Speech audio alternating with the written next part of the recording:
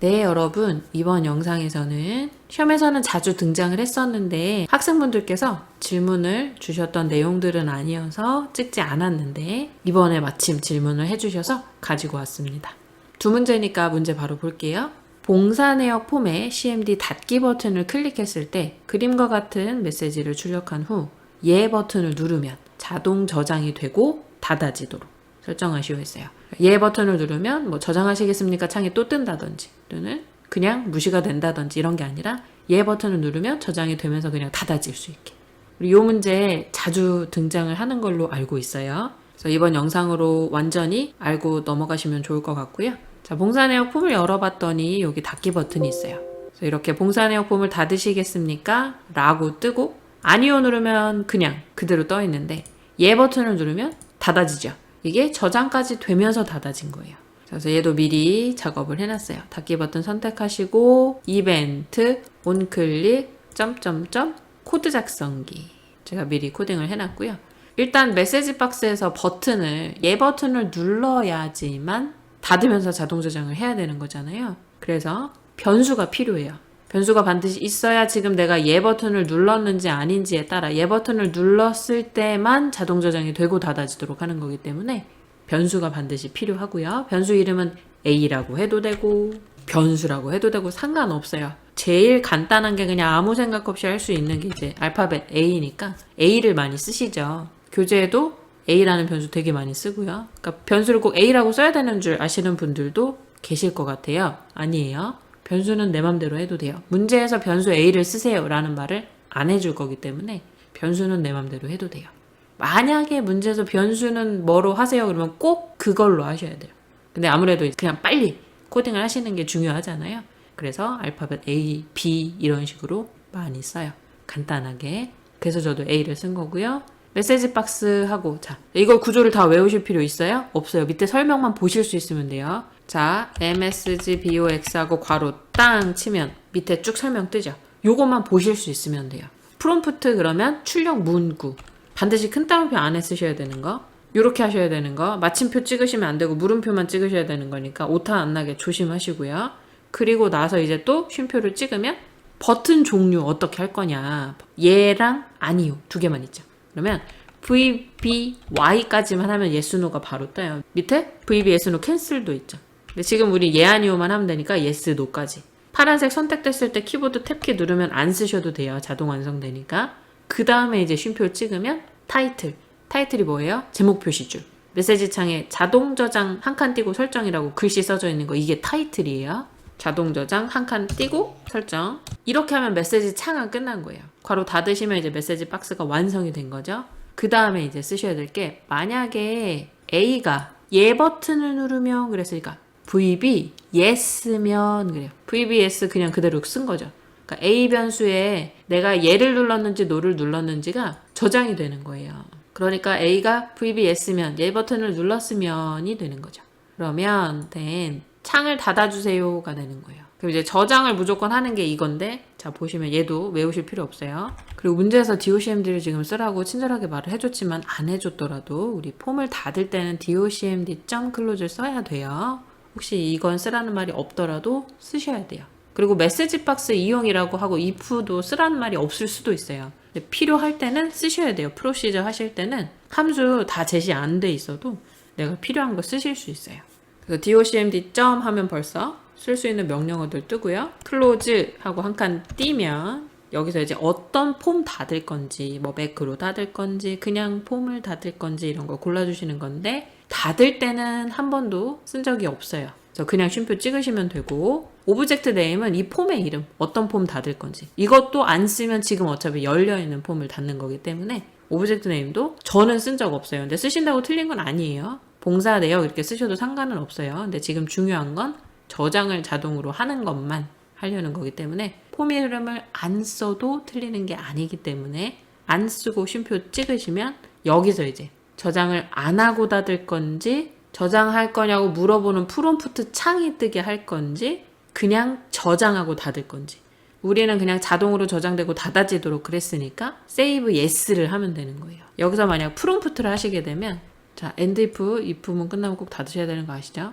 프롬프트라고 하면 폼을 열어서 닫게 누르면 얘 버튼 눌렀을 때 이제 저장할 건지 안 할 건지를 띄워주는 게 프롬프트. 근데 우리는 지금 자동 저장을 하라 그랬잖아요. 그러니까 save yes 요걸로 해주시면 아까처럼 똑같이 저장은 수시로 항상 하시고요. 닫기 눌러서 닫으시겠습니까? 예, 그러면 그냥 자동으로 저장되면서 닫아지는 거예요. 간단하죠? 간단한데 시험에 자주 나오는데 안 해보신 분들은 당연히 모르시는 내용이니까 알아두세요. docmd.close하고 쉼표 2번 찍고 나면 고를 수 있게 밑에 목록이 뜨니까 act save yes 하시면 자동 저장이 되는 거. 저장 여부를 묻는 창이 뜨는 건 프롬프트. 저장을 안 하는 건 save no. 셋 중에 고르시면 됩니다. 자, 이렇게 첫 번째 문제 풀어보셨고요. 바로 두 번째 갈까요? 얘는 좀 특이한 문제인데 이게 문제 내용이 정확히 맞는지는 모르겠어요. 이제 질문 주신 내용으로 제가 문제를 유추해서 만들다 보니까 정말 이 내용이 정확한지는 모르지만 최대한 추측을 해서 문제를 만들었는데요. 자, 봉사 내용 폼에 봉사 코드 필드를 이용해서 봉사 코드 필드 얘를 이용을 해야 된대요. txt 회비 컨트롤에 이렇게 눌러보면 txt 회비라고 돼 있죠. 컨트롤에 회계학과 학생의 총 회비, 그러니까 학과가 지금 여러 개가 있는데 이 중에 딱 회계학과 학생들만 계산을 하는 거죠. 그래서 총 회비를 계산하시오 했는데 회비는 인당 2만 원이래요. 우리가 사용하는 어떤 필드 중에 회비라는 필드가 있는 게 아니고요. 회계학과 학생들의 인원수를 세서 인당 2만 원, 그러니까 곱하기 2만 원을 해서 값을 구해야 되는 거예요. 질문을 주신 분도 회비라는 필드는 없었대요. 제시되는 내용 중에. 그런데 회비는 인당 얼마 이렇게 나왔기 때문에 곱하기를 하셨다고 하는데 저도 그게 맞는 것 같아요.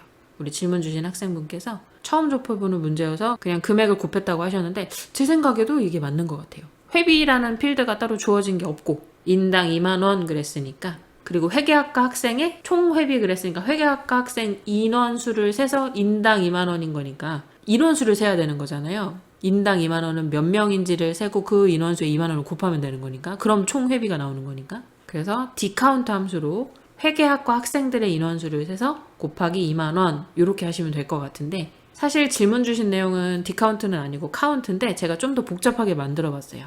dcount로 나올 수도 있을 것 같아서 더 어려운 걸 알려드리면, count는 여기서 그냥 dcount 없이 count 별만 쓰시면 되는 거니까 dcount로 설명을 드릴게요.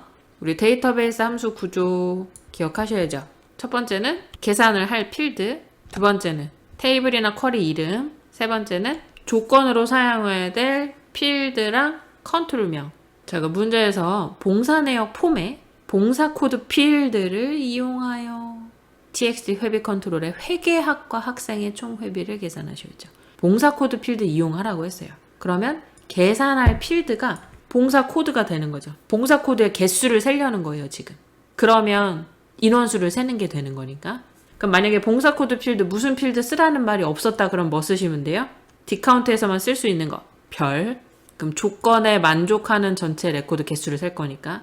근데 지금 문제에서 봉사 코드 필드 이용하라고 제시를 해주었기 때문에 봉사 코드 필드명을 써주는 거예요.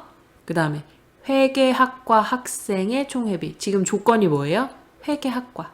그러니까 학과 필드의 값이 뭐인 거? 전체다가 아니라 회계학과인 거. 우리 지금 학과, 여기 필드 이름은 학과가 맞죠? 그리고 회계학과는 학과 이름이 회계학과가 맞아요.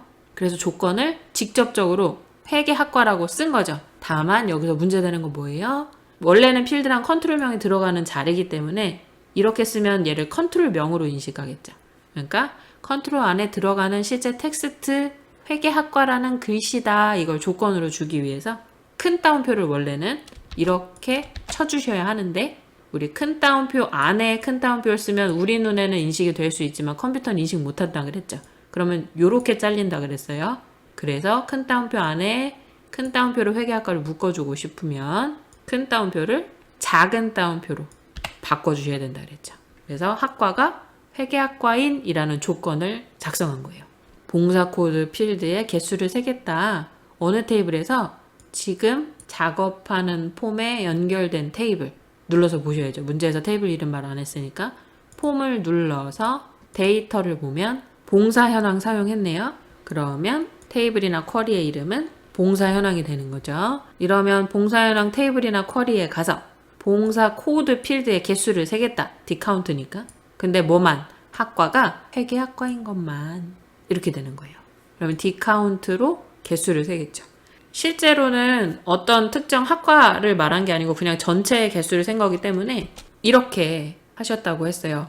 지금 저는 더 복잡한 디카운트를 설명을 드리는 거고 더 간단하게 그냥 조건 아무것도 없이 인원수를 세서 총 인원수에 인당 회비 얼마다 이렇게 말하면 카운트 별 곱하기 2만 이렇게 하시면 돼요.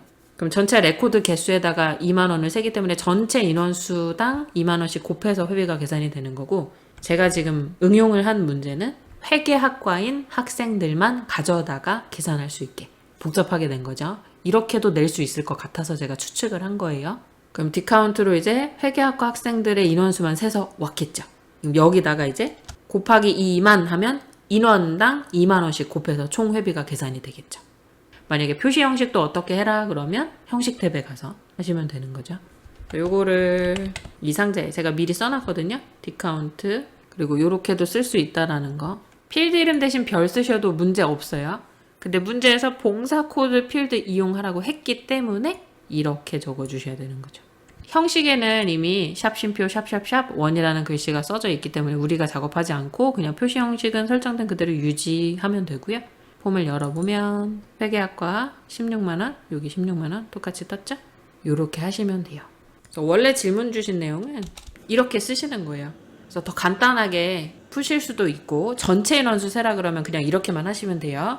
저는 조건을 줬을 때 그 조건에 만족하는 인원수를 세서 회비를 곱하는 방법으로 응용을 해서 설명을 드린 거예요. 어떤 문제가 나오든 꼭 푸실 수 있도록 연습 많이 하고 시험 보러 가시고요. 오늘도 2문제나 풀어보시느라 고생 많으셨습니다. 그리고 제 영상에 항상 더보기란에 제 메일 주소도 있고요. 그리고 시간마다 어떤 주제로 바뀌는지 타임 링크도 다 걸려 있으니까 더보기란을 항상 많이 참조를 해주세요. 여러분 오늘도 기출문제 푸느라 수고하셨어요. 한 번에 합격하세요. 파이팅!